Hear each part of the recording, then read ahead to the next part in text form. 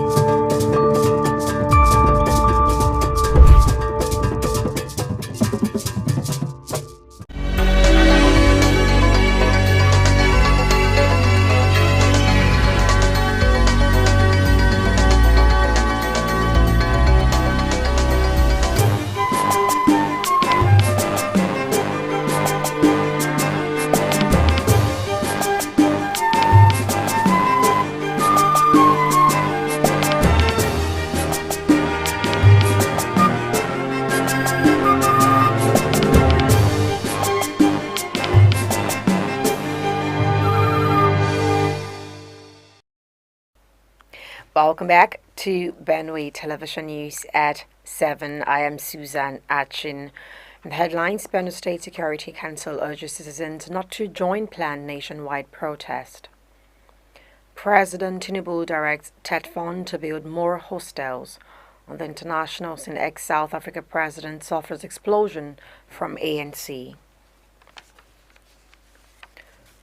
Benue State government has inaugurated a commission of inquiry into the unrest and attacks in Ukum local government area of the state. Performing the ceremony on Tuesday at Government House, Makudi, Governor Hyacinth Alia charged members to come up with facts that would assist government in addressing security challenges bedeviling the area. Correspondent Emmanuel Akule has the report.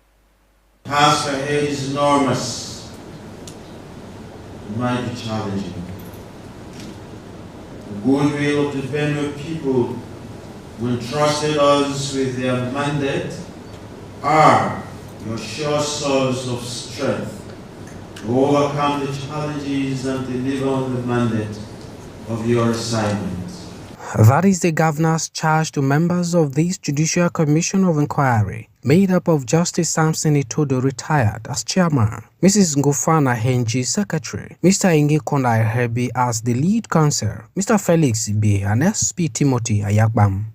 The commission's terms of reference are to inquire into, investigate and ascertain the remote and immediate causes of the incessant disturbances, attacks, and security breaches in Ukum local government and other communities affected, identify those involved in the nefarious activities, and recommend measures that could be taken to forestall future occurrence. It's very important to inquire into the root causes of the disturbances and attacks in Ukum local government area and its environs, with a view to taking appropriate actions in the interest of the people and of good governance in the state. I have no reservations whatsoever that the Commission will carry out the assignment to the best of its endeavors and by the tradition of public service and in the interests of our dear state. The commission is to also investigate and determine the actual number of lives and property lost as a result of the disturbances and attacks, and ascertain the persons directly affected. It has powers to hold public hearings on camera and summon any individual or groups for vital information regarding the disturbances. Governor Alia says it has become imperative to set up the commission in response to the incessant security breaches in the Ukum local government area and neighboring communities within the sanctuaries of the state. This, the governor notes, is in fulfillment of his administration's constitutional duty of protecting lives and property of the people, adding that members of the Judicial Commission were carefully selected based on their integrity. The future of our state is largely dependent on the security of lives and property. As we make steady progress in this new era of putting the interests of the Benue people first, critical stakeholders, it is crucial to ensure that the state is safe in order to effectively secure its growth and prosperity. The members acknowledged the recognition accorded them to serve the state, sharing that they shall strive within the law and limits of human endeavor to deliver on the assignment given them. We may not have any magic wands because we are not magicians, but you can rest assured that we shall strive within the ambit of the law as well as within the limits of human endeavors to discharge on our mandates. The Judicial Commission of Inquiry has 60 days from the day of public hearing to submit their findings and recommendations to the government for implementation. Emmanuel Akula, Benue Television News, Makudi. While the Benue State Security Council has urged people of the state, particularly youths, not to join the planned nationwide protest to avoid any breakdown of law and order. Chairman of the Benue State Peace Commission and Bishop Anglican Diocese of Makudi, Bishop Nathan Inyom, on behalf of the council Monday, briefed the media at Government House Makudi immediately after an emergency security meeting. Correspondent Emmanuel Akula reports that the council called on the people not to panic over the planned protest, but go about their normal businesses, as government has put in place measures to ensure peace and security of lives. Here is the report. Reacting on the planned protest, the Benue State Security Council advises those supporting the planned protest to desist or the law would come after them in the event of criminal activities related to the protest. Council assures security agencies will support towards addressing security challenges in the discharge of their responsibilities. All Benue youths within the state steer clear of the planned national protest, as disruption of law and order will not be tolerated. It charges heads of security agencies in the state to ensure total adherence to the laid down law and order in protecting national and state assets, commending the labor union, student leaders, market women and other registered groups in the state for peaceful coordination of their activities to ensure law and order. Council urged the people of Benue State not to panic about the planned national protest, but go about their lawful duties as government is working round the clock to ensure the protection of lives and property, and any breach of this will be met with the full weight of the law. All special advisors to the governor on security, traditional religious leaders, are to work in conjunction with the National Agency for Prohibition of Trafficking in Persons, NAPTIP, to carry out comprehensive sensitization of the public about the dangers of human trafficking, kidnapping, and drug abuse. Emmanuel Akula, Benue Television News, Makudi. Meanwhile, the organized labor and other unions in Benue State have assured the government of not joining the planned national protest of August 1, 2024. The group's assurance came Monday when Governor Hyacinth Alia held an interactive session with them at IBB Square, Makudi. And correspondent Emmanuel Akula brings us this report. The August 1st planned national protest in Nigeria has elicited different reactions within groups and individuals taking sides. For the organized labor and other unions comprising Nigerian Labour Congress, Trade Union Congress, Benue Motorcycle Association and Market Unions, and others such as National Union of Benue State Students, their decision is not to join the planned exercise. According to these groups, it is true that the country is experiencing hardship, but they have seen commitment from both the present administration in Benue State and at the federal level towards addressing the challenges.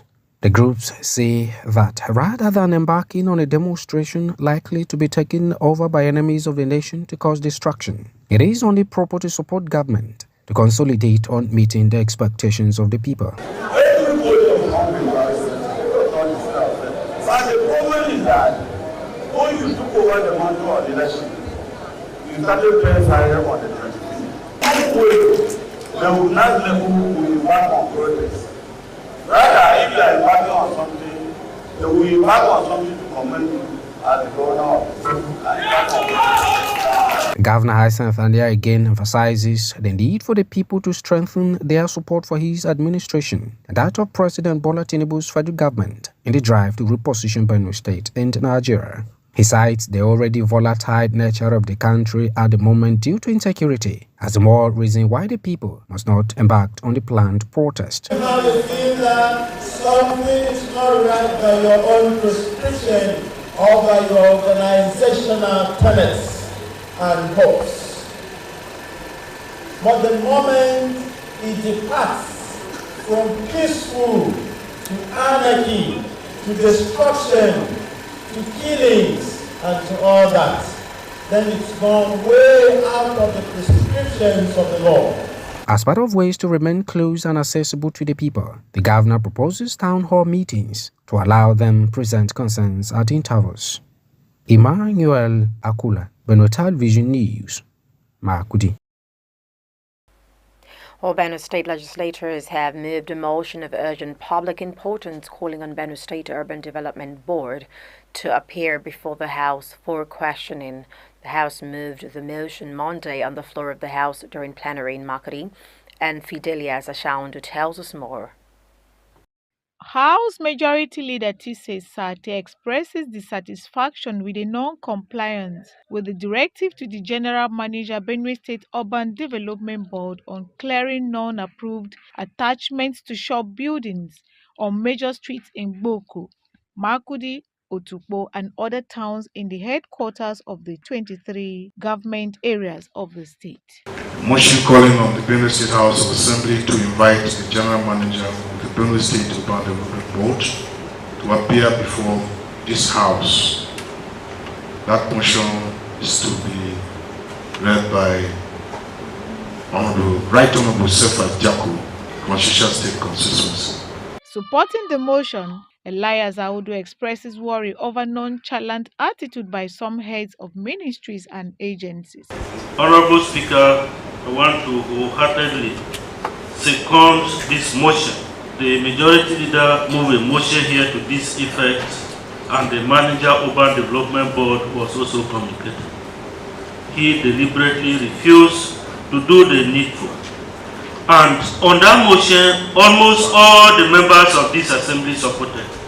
Honorable Speaker, I can remember very well I told you that it should not only be in Boko or Tubo. The same should be extended to Adede, because this particular act have devastating effect on our people. For instance, it defends the town. More importantly, this act bring about a lot of accidents within the town because the roads have become narrow as a result of activities of these people. Speaker of the House, Aundunadaju, rules on the motion. Say aye. Those against say nay. The ayes have it. Similarly, the House debated on a bill to amend the law to establish the Benue State Independent Electoral Law 2012, carried through second, third reading and thereafter passed into law. The General Manager Benue State Urban Development Board is to appear before the House on Friday, 2nd of August, 2024. Fidelia Zashaundu, Benue Television News, Makudi. In part 2, after the break, Breakthrough Action Nigeria has presented materials for social behavioral change, SBC to Benue Television Corporation. We'll bring you this and much more after this break.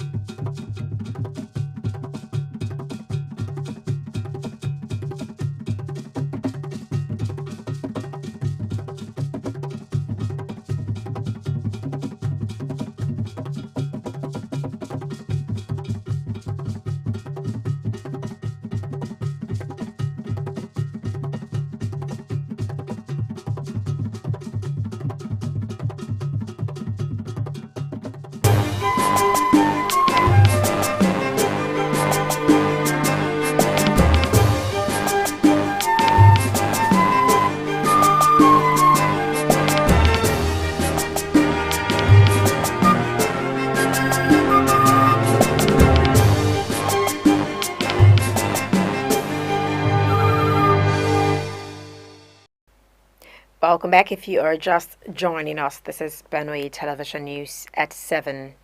Well, moving on, Breakthrough Action Nigeria has presented materials for social behavioral change SBC to Benue Television Corporation. The SBC materials were given to the Director General of the corporation in appreciation for its efforts in disseminating health information. Here is the report. Dr. Victor Ona, Breakthrough Action Nigeria Program Coordinator for Benue, accompanied by Awake Ogo, Head of Media, acknowledged the role of Benue Television in the fight against diseases such as tuberculosis and malaria and made the presentation. We actually came here to Benue Television because of the partnership and the collaboration we've had in the past, which has been yielding fruit.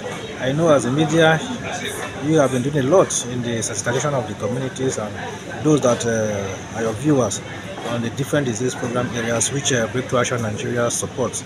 So we are here to distribute some of our SBC materials because we know that people from the television house will go out to the communities to either create your content or things like that.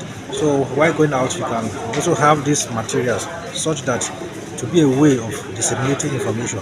He added that the materials will enhance easy identification of media personnel during sensitization. In a response by Acting Head of Administration and Finance Moses Dugu, who represented the Director General Dr. Patience Achakpekyo, expressed gratitude for the visit and assured that the station will not relent in its efforts. First of all, appreciate the Breakthrough Nigeria for identifying with Benue Television for their collaborations and partnership with Benue Television for the time past. DG is not around, I stood here for her.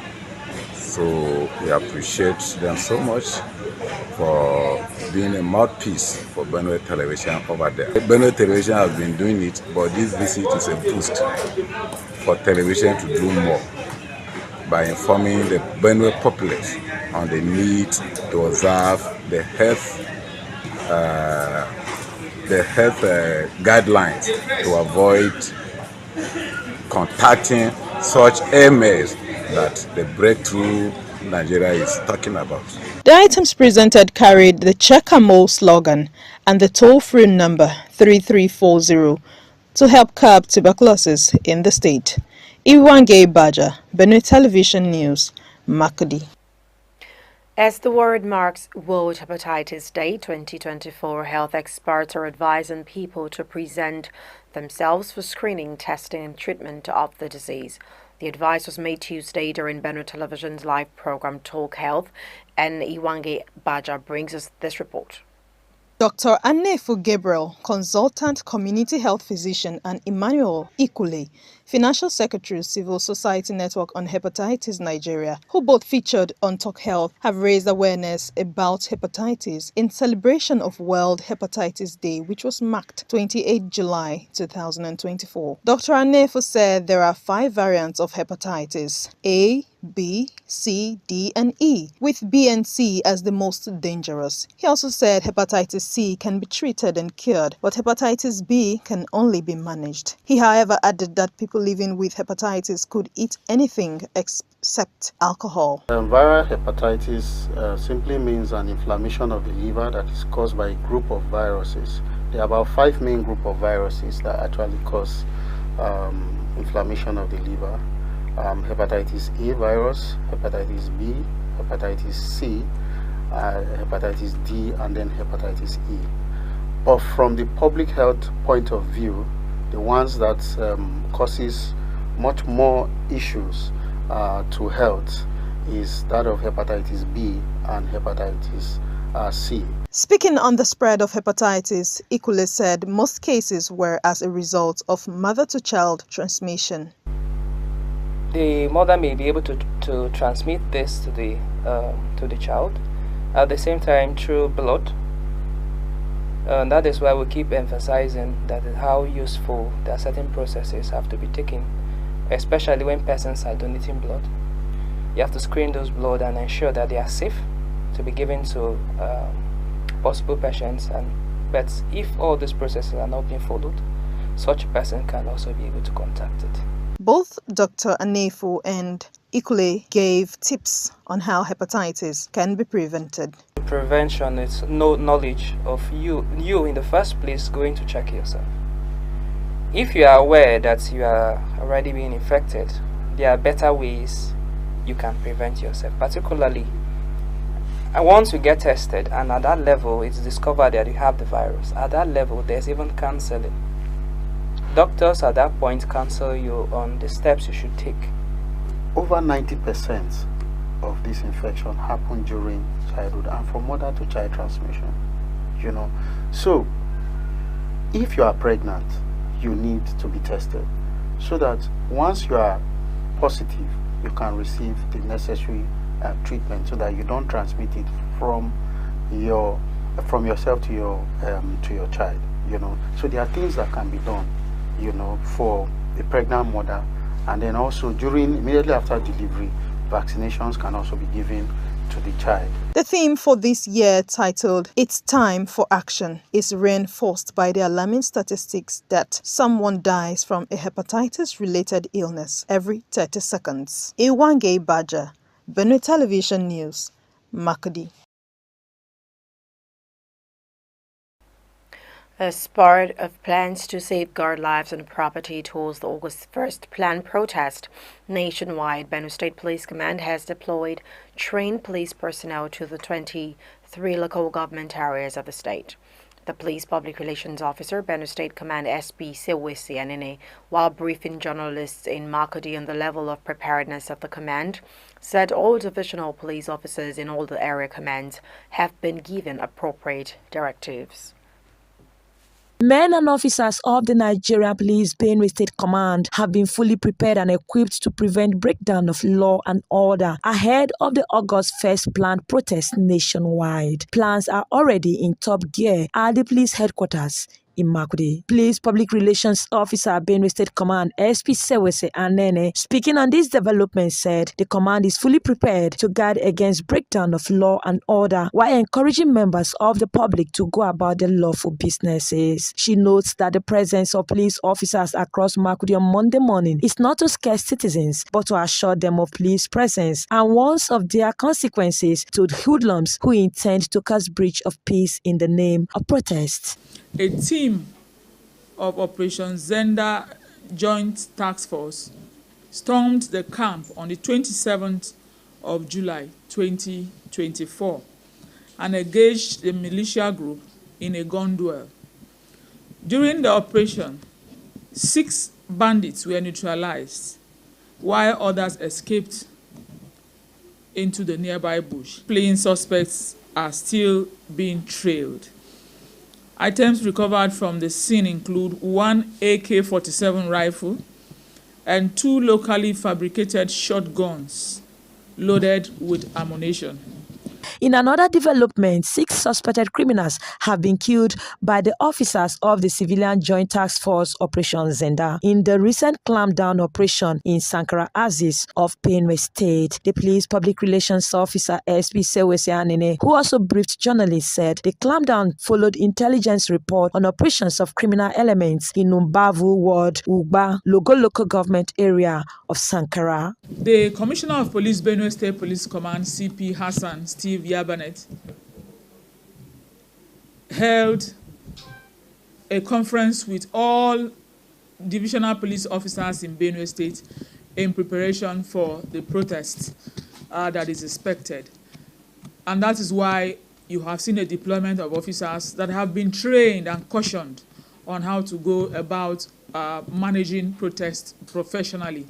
Various DPOs have been instructed and have been asked to instruct their men on how to go about managing protesters, no matter what the case may become. The command is ready for the protest. 3 suspected armed robbers alongside suspected kidnapper were paraded at the police headquarters following investigation and activities of robbers on the Makudi-Lafia Road. 1 suspect from Kiana local government of Nasarawa State, according to the PPRO, who has been on the run, was arrested. Arms and ammunition, including charms and other weapons, were recovered from the suspects. They will be charged to court at the end of investigations. Martha Iku, Benue Television News, Makdi.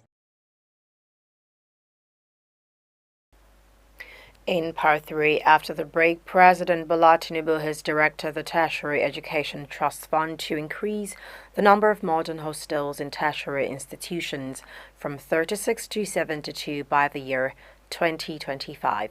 I'll bring you this and much more after this break. To join us again.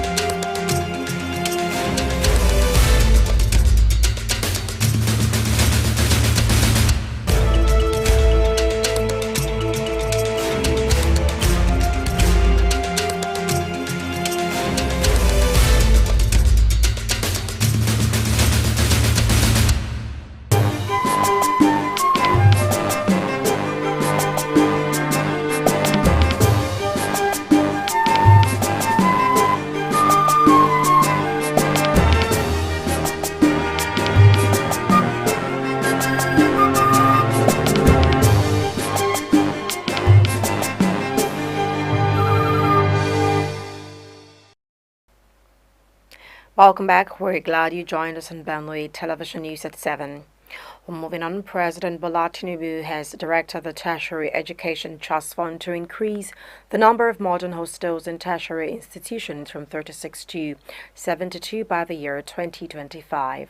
The Executive Secretary, TED Fund, Sonny Echonu, disclosed this during a meeting with the leadership of the National Association of Nigerian Students.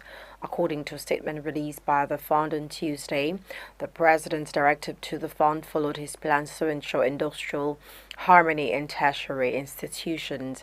The statement, which was signed by the Director of Public Affairs of TED Fund, Abdul Mumin Oniyangi, noted that Echonu also asked students to ensure that public properties on campuses are not destroyed during the planned nationwide protests. Echonu, who stressed the need to ensure a stable academic calendar, said when the president was told about frequent disruptions in the academic calendar, the president gave specific instructions to the minister that they must be harmony in their sector so tertiary institutions can have a predictable academic session. He also noted that after raising the issue of campus transportation with the president, he directed the fund to work with relevant agencies to convert existing buses to CNG and provide mass transit buses for students on campus as part of TED Fund's intervention for next year. Meanwhile, wife of the Nigerian president, Oluremi Tinubu, in collaboration with Office of the Wife of Oyo State Governor, Tuesday distributed 1,750 bags of rice to vulnerables and less privileged individuals across 33 local government areas in Oyo State as part of efforts to cushion the effect of hunger. Mrs. Tinubu had earlier distributed 3,000 of notebooks to students in public schools across the state. The palliative distribution, which took place in Ibadan, the state capital, was aimed at providing relief to those affected by the current economic hardship. Mrs. Tinubu, who was represented by the wife of the Oyo State Governor, Mrs. Tamuno Minini Makinde, said the Renewed Hope Initiative Women Agriculture Support Education and Social Investment Program was part of the federal government's efforts to alleviate poverty and hunger. She noted that the federal government was committed to ensuring that no Nigerian goes to bed hungry, hence the distribution of the rice. Mrs. Makinde urged beneficiaries to make good use of the rice and prayed for the country's economic situation to improve soon. According to her, the rice distribution was part of a nationwide initiative by the First Lady to provide relief to Nigerians affected by hunger and poverty. The beneficiaries, who included widows, orphans, and the elderly, expressed gratitude to the First Lady for the kind gesture, saying the rice would go a long way in alleviating their suffering and providing them with a sense of hope. Let's now join Lois for a business report. Over to you, Lois.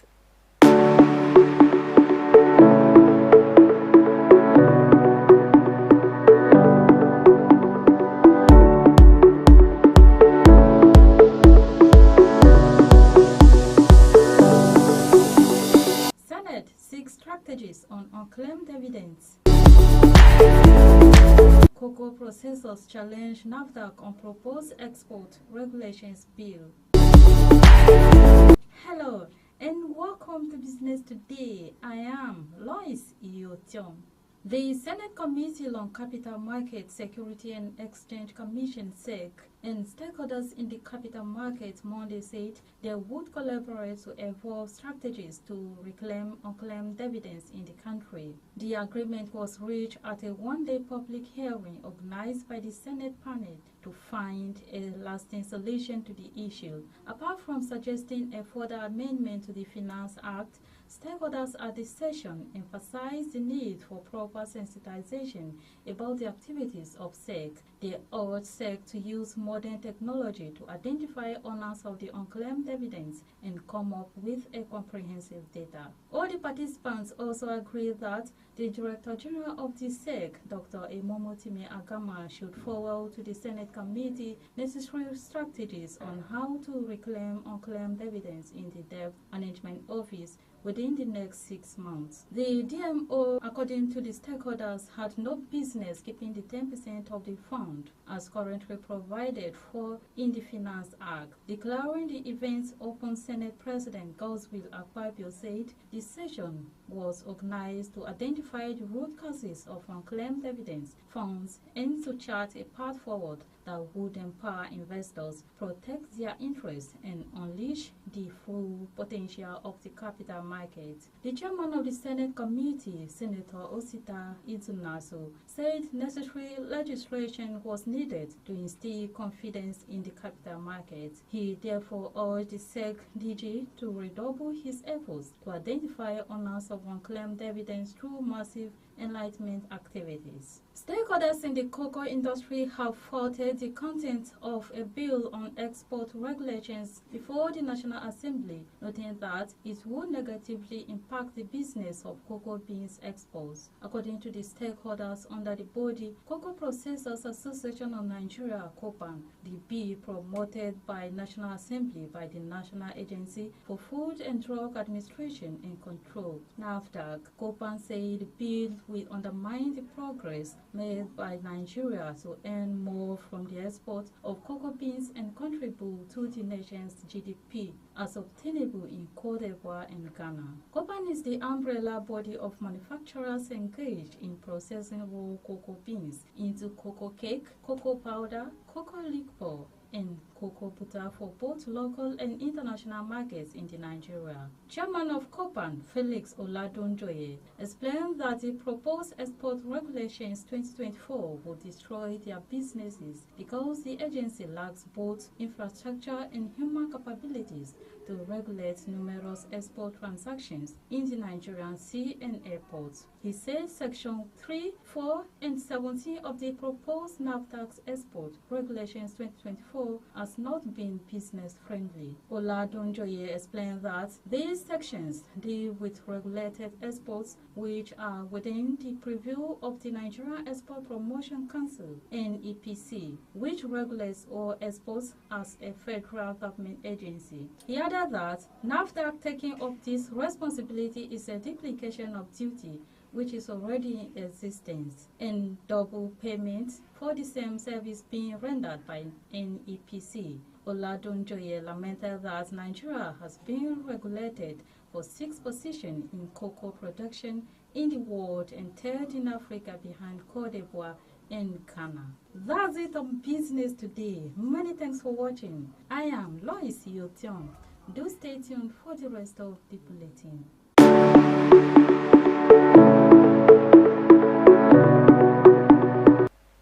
Thanks, Lois. We now want to take a break. When we come back, international news. Please stay with us.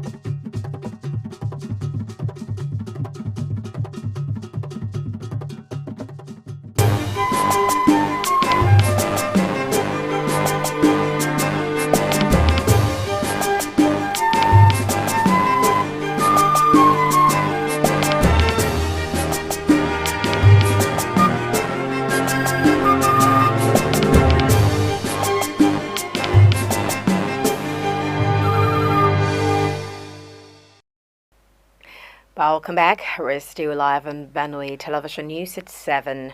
And now moving on to the international scene, where South Africa's former president Jacob Zuma has been expelled from the African National Congress ANC. This came after he campaigned for a rival party in the 29 May general elections. Zuma once led the party, while the ANC's disciplinary committee found Mr. Zuma guilty of prejudicing the integrity of the party by joining Mkhonto Sizwe, the MK, and has given him 3 weeks to appeal against its ruling. The ANC said in a statement that Zuma's action is dangerous and appeals to extremist instincts in the country's politics. It said this could rile up a political base that may foment social unrest. MK has said that Mr. Zuma was not informed by the decision taken by ANC.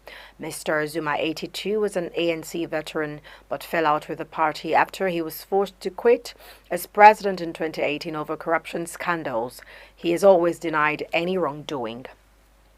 He had been suspended by the ANC in January after creating MK, which now sits in opposition to the ANC-led government in parliament. South Africa's current president, Cyril Ramaphosa, replaced Mr. Zuma in 2018, promising to clean up government. But in the 29 May elections, the ANC suffered its worst result in 30 years, pushing the ruling party to form a coalition to share power. Mkhonto Sizwe, meaning spare of the nation, became the country's third largest party, largely by taking votes from the ANC. It won almost 15% of the vote and obtained 58 seats in the 400-member parliament. Meanwhile, the United States has announced that it will provide $500 million in military funding to the Philippines as the pair eyes ongoing tensions with China. The announcement came on Tuesday as U.S. Secretary of State Antony Blinken and Defense Secretary Lloyd Austin visited Manila.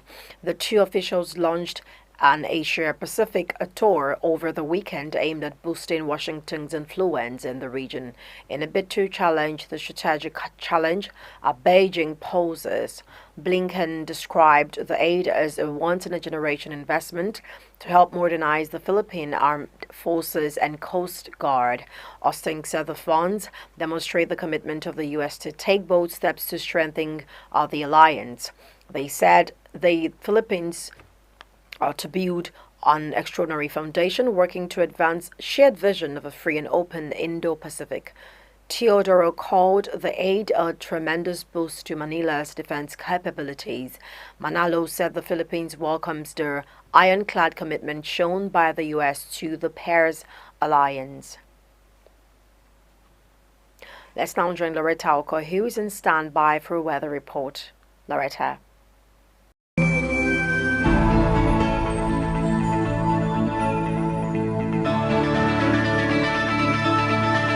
Good to have you join us for Wednesday's weather report. The atmosphere will be very cloudy with possibility of rainfall both in the morning, afternoon and evening hours over parts of Makudi, Utiko, Boko, Kasinala, with a temperature varying between 23 degrees Celsius low and 28 degrees Celsius high. Humidity of 75%, which is 3% possibility of precipitation. We also anticipate an overcast sky with outbreaks of thunder in the Federal Capital Territory. Temperatures low around 22 degrees Celsius and high around 29 degrees Celsius. While in Kano State, the weather will be very cloudy in the morning with thunderstorms developing and light rains in the evening towards the night hours. Temperatures low around 23 degrees Celsius and high around 29 degrees Celsius. That's all we have for you today. I am Loretta Oko. Bye.